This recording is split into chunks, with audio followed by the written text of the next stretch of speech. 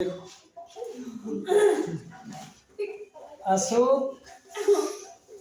अब फिर आज किसके बारे में बात करेंगे? अशोक के बारे में। तो कुछ तो अशोक के बारे में कल लिख दिया, सही है नहीं? जो बातें कल लिख दी हैं वो आज नहीं, नाम वगैरह इनके कल लिख दिए। आज बात करते हैं कलिंग विजय की। किसकी?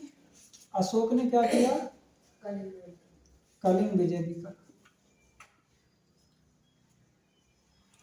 और ये कलिंग युद्ध उसने कब लड़ा था?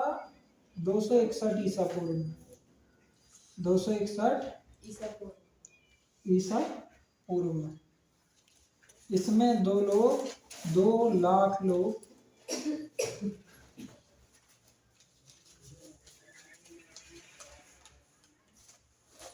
मारे और घायल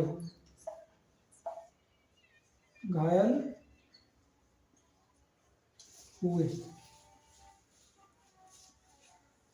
जिसके कारण क्या हुआ बताओ? अशोक का हृदय परिवर्तन।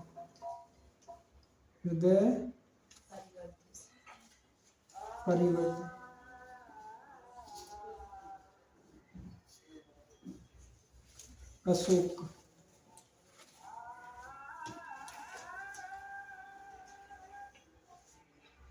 और इसके बाद ही अशोक ने भैरी घोष की जगह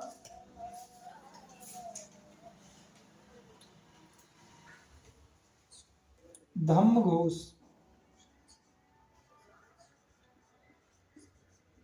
स्वीकार किया।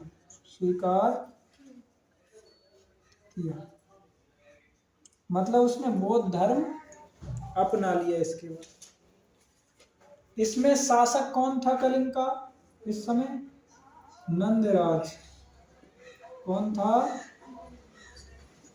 राजा का नाम क्या था कलिंग का? नंदराज। उड़ीसा वाले क्षेत्र में पड़ता है। क्या रहा है उसमें? अभी रुक जा, देखेंगे। कलिंग की राजधानी क्या हुआ करती थी उस टाइम? तौसली।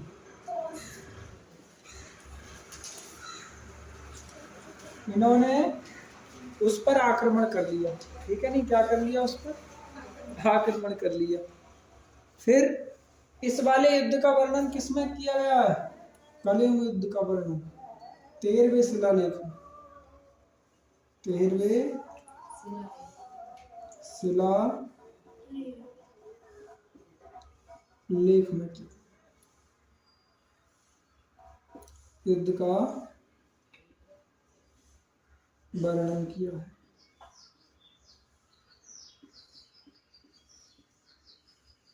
13वें शिलालेख में युद्ध का वर्णन किया है। तो ये ज्यादातर रहा इनके युद्ध का वर्णन रहा। इसके बाद इसने युद्ध को ना करने की भी शपथ उठा ली। फिर इसके बाद एक नगर इसने कल बसाया था, श्रीनगर। कल बताया था हमने, कश्मीर में श्रीनगर बसाया। अब नेपाल में बसाया है। कहाँ? नेपाल में, जिसका नाम ललित पत्तन रखा। ये नगर इसने कहाँ बसाया? नेपाल में।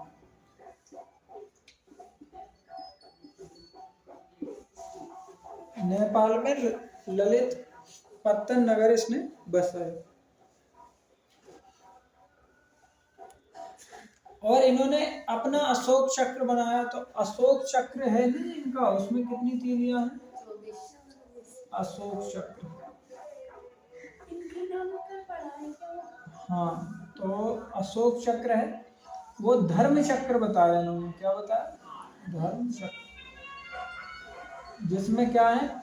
24 तीलियां हैं। कितनी? 24 तीलियां। ठीक है।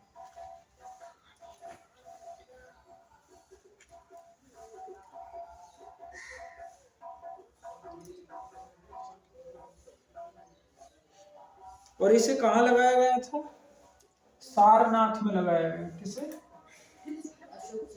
हाँ, सारनाथ में। इसे इस धर्म चक्र को क्यों कहते हैं, अशोक चक्र क्यों कहते हैं? क्योंकि ये अपने साथ, फिर देख ली कब्जा से बाहर आ जाऊंगा, कहीं तुम्हारे नाम बोलने लगूंगा। अगला, और अब काटूंगा नहीं। अगला कह रहा है कि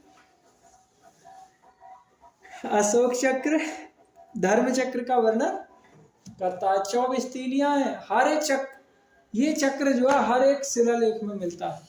तो इसलिए हमने अशोक के हर शिलालेख में एक चक्र मिलता है जिसमें 24 तीलियां, तो इसलिए उस चक्र को हमने नाम दे दिया अशोक चक्र। क्या नाम दिया?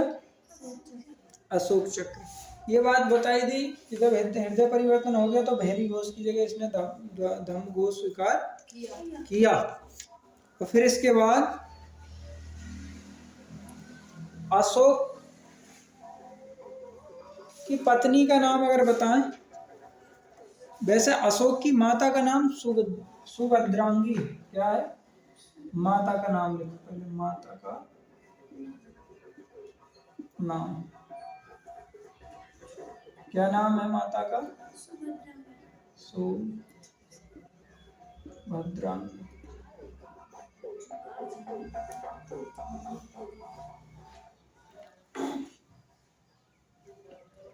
और ये कौन है? चंपा के एक ब्राह्मण की पुत्री।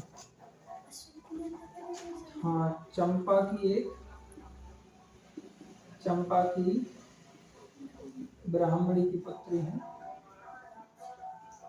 ब्राह्मणी पुत्री। अशोक के पिता का नाम तो कल तुम्हें मालूम ही है, ये बिंदुसार का पुत्र था। बिंदुसार चंद्रगुप्त मौर्य का पुत्र था। सुसीम इसका बड़ा भाई था। सुसीम क्या था इसका? बड़ा भाई। ये भी बात कल बता दी कि पहले भगवान शिव का पुजारी था, बाद में इसने बौद्ध धर्म अपनाया था। और ये भी बता दिया था कि कल बौद्ध धर्म की जो दीक्षा दी, मतलब बौद्ध धर्म जो स्वीकार कराया था, वो उपगुप्त ने कराया था। कल लिखवा दिया था ना ये बात। अच्छा, अगला काम इसने ये किया था कि अजीबकों के रहने के लिए, अजीबकों मतलब व्यक्तियों के लिए 4 गुफाएं बनवाई। अजीबक संप्रदाय से ये जुड़ा हुआ था, कल लिखवाया क्या? तो उस अजीबक संप्रदाय के लोगों को रहने के लिए इसने 4 क्या बनवाई? गुफाएं। एक तो कर्ण, एक का नाम था कर्ण, एक का नाम चौपार, एक का नाम चौपार था, एक का नाम सुदामा था, सुदामा, और एक का नाम विश्व झोपड़ी, विश्व झोपड़ी।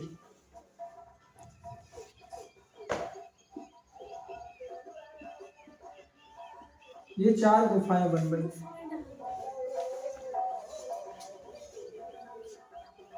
ये क्या है? गुफा।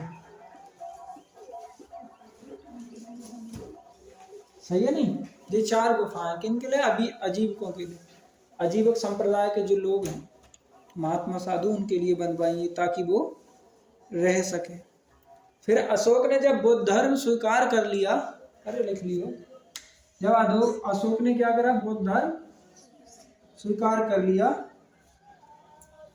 तो इसने बुद्ध को, तुम जानते हो बुद्ध ने बुद्ध धर्म चलाया। जब इसने बुद्ध धर्म स्वीकार किया होगा तो बुद्ध को भगवान मानना स्टार्ट कर दिया होगा, तो इसलिए इसने लुम्बिनीकों को कर मुक्त कर दिया। और लुम्बिनी क्या है बताओ? जन्म स्थान है किनका? बुद्ध का। तो इसने लुम्बिनी का कर क्या कर दिया? मुक्त कर दिया। कर मुक्त कर दिया कि वहां किसी भी प्रकार का टैक्स नहीं लिया जाएगा, ये इसने काम कर दिया। इसकी पत्नी का नाम था, 2 पत्नियां हैं विशेष करके, एक है संधिमित्रा, एक का नाम क्या है? हाँ, संधि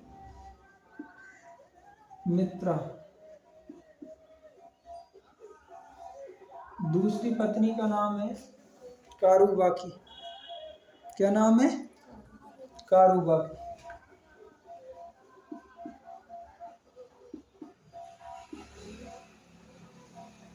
दूसरी पत्नी का नाम, एक का संघमित्रा है असंधि मित्रा और दूसरी का है कारुबाकी।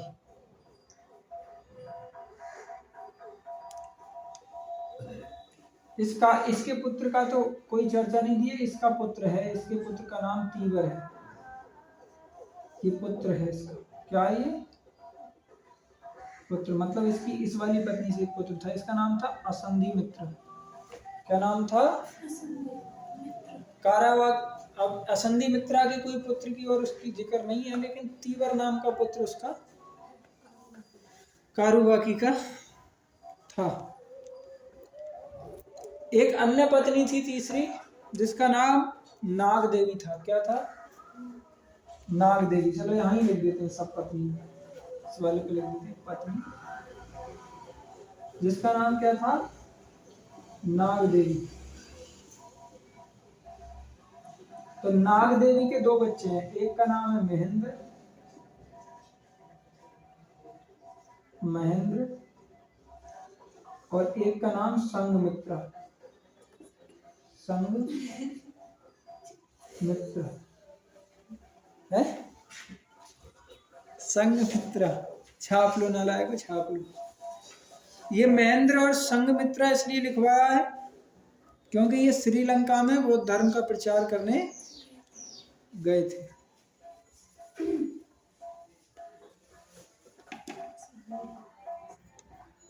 छापो पहले।